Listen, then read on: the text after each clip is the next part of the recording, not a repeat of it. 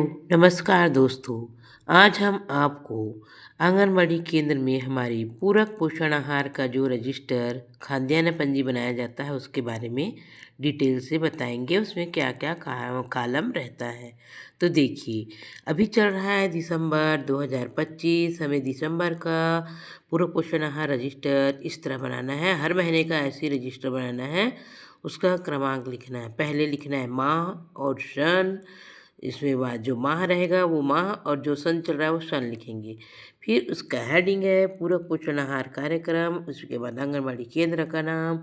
उसके बाद लिखेंगे सेक्टर का नाम, परियोजना का नाम, अपने जिले का नाम। इसके बाद हम आ जाते हैं नीचे कॉलम पर। कॉलम में पहले लिखेंगे दिनांक और दिन। तो यहाँ पर दिनांक और दिन उसके लिखा है, उसके नीचे में दिनांक लिखेंगे। ये 1 2 3 4 लिखा है वो दिनांक है। शो माह बू लिखा है वो दिन का नाम है। यहाँ पर फिर 3 से 6 वर्ष बच्चे, सामान्य और कुपोषित, ये नाश्ता के लिए है। उसके बाद है बॉयज़ गर्ल टोटल। उसके बाद नमकीन दलिया हमारे यहाँ चलता है। तो हम नाश्ते का मात्रा लिखे हैं 40 ग्राम। सामान्य बच्चे को कितना मात्रा देना है और कुपोषित को कितना। तो कुपोषित को अलग से और 400 ग्राम देना रहता है। पैकेट उसका अलग आता है। यहाँ पे हमारे में कुपोषित नहीं है। तो देखिए, सामान्य और कुपोषित बच्चे हैं, ये नाश्ता का योग है। उसके बाद है यहाँ पे गर्म भोजन के बच्चे, गर्म भोजन अटेंडेंस जो अपन रोज़ लगाते हैं। सामान्य, कुपोषित और योग। सामान्य बॉयज़ गर्ल और योग। यहाँ पे बॉय गर्ल का अटेंडेंस दिया हुआ है। ये देखिए, ये है बॉयज़ का अटेंडेंस, ये गर्ल्स का अटेंडेंस। इस तरह से हम लाइन से लगाते हुए अटेंडेंस जाएंगे। हमारे यहाँ एक दिन मीठा मिलता है नाश्ते में, एक दिन नमकीन मिलता है। तो हमारा ये जो विवरण है गर्म भोजन के साथ नमकीन का आता है तो मंगल, गुरु और शनि को मिलता है। और मीठा वाला रेडी टू ईट THR वाला जो रजिस्टर बनाते हैं उसके साथ लिखते हैं, वह सोम, बुध और गुरुवार को मिलता है। इसके बाद देखिए इधर चावल का विवरण बनाएंगे। चावल, खर्च, बचत और जानकारी लिखेंगे। चावल की मात्रा यहाँ पे 45 ग्राम है हमारे यहाँ। आपके यहाँ जितना है उतना आप लिखेंगे। चावल पहले पिछड़ी बचत आएगी, फिर प्राप्ति का कॉलम, फिर योग का कॉलम, उसके बाद फिर वितरण का कॉलम, उसके बाद अंत में जो शेष है उसका कारण। उसके बाद आएगा हमारा दाल। दाल है हमारे यहाँ 20 ग्राम, सब्जी 50 ग्राम, तेल है 5 ग्राम। और कार्यकर्ता और सहायिका की उपस्थिति भी हम इसी कॉलम में, इसमें कार्यकर्ता की उपस्थिति, इसमें सहायिका की उपस्थिति डालते हैं। तो ये देखिए, हम आज 28 तारीख को बना रहे हैं। तो इसमें हम पूरा 28 तारीख तक अपना अटेंडेंस लगा लिए हैं। पूरा हमारा बन गया है 28 तारीख तक। ये देखिए, यहाँ तक से आगे आगे जैसे जैसे होते जाएगा अटेंडेंस बन जाएगा।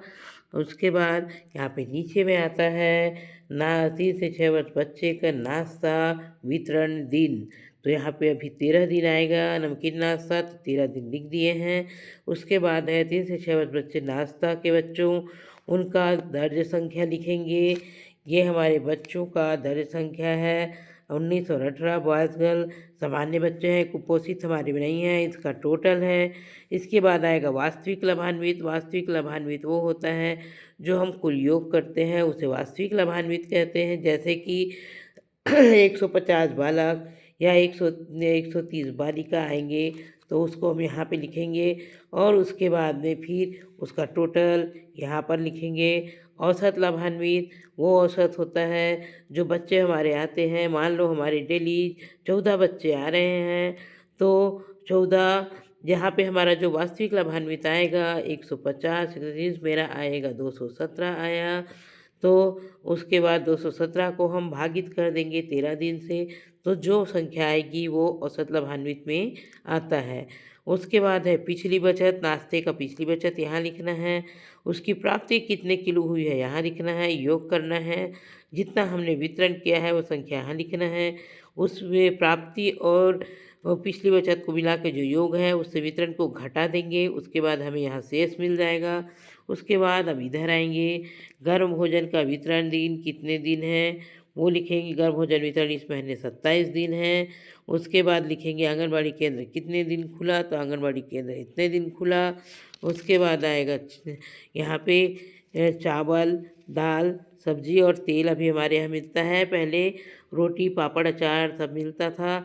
अभी हमारा मिलता है चावल, दाल, मिक्स दाल रहता है और सब्जी, हरी सब्जी, सोयाबीन की बड़ी, 40 ग्राम सोयाबीन की बड़ी, और प्रत्येक बच्चे को 40 ग्राम सोयाबीन की बड़ी और 10 ग्राम सब्जी मिलाकर 50 ग्राम दिया जाता है।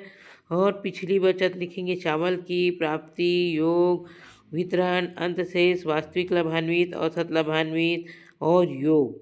इस तरह से हम सब्जी, तेल, दाल सबका लिखेंगे। इसके बाद है 3 से 6 वर्ष गर्भ भोजन के बच्चे, उसका हमने जितना उनका गर्भ भोजन दिया है उसके लिए यहाँ पे दर्ज लिखेंगे। दर्ज लिख दिए। दर्ज लिखने के बाद योग लिखे। वास्तविक लाभान्वित आएगा जैसे कि 300 हमारे बालक का आए टोटल 27 दिन में, तो 300 लिखेंगे। और बालिका मान लो 310 आए तो 310 लिखेंगे। दोनों का योग करेंगे। दोनों का योग यहाँ लिखेंगे योग वाले में। उसके बाद औसत निकालेंगे तो 27 दिन इस बार गर्भ भोजन हो रहा है, तो हमारा 300 और 310 आएगा। उसको हम भागित करेंगे। 300 को पहले भागित करेंगे 27 से, जो आएगा उसको औसत यहाँ लिखेंगे। और उसके बाद जो 310 है उसको भागित करके यहाँ लिखेंगे। दोनों के प्रतिशत का योग हम यहाँ लिखेंगे। इसके बाद लास्ट में आएगा आंगनबाड़ी कार्यकर्ता का हस्ताक्षर। तो बहनों, ये है हमारे, इस तरह से हम बनाते हैं गर्भ भोजन का रजिस्टर। आप भी बनाइए और अपने गर्भ भोजन के विवरण को सुरक्षित रखिए। यह पंजी बहुत ही आवश्यक है। भले ही मोबाइल में हम कितना ही काम करें, लेकिन गर्भ भोजन एक वित्तीय मामला होता है, इसलिए इसे रिकॉर्ड बनाकर हमें रखना ही चाहिए।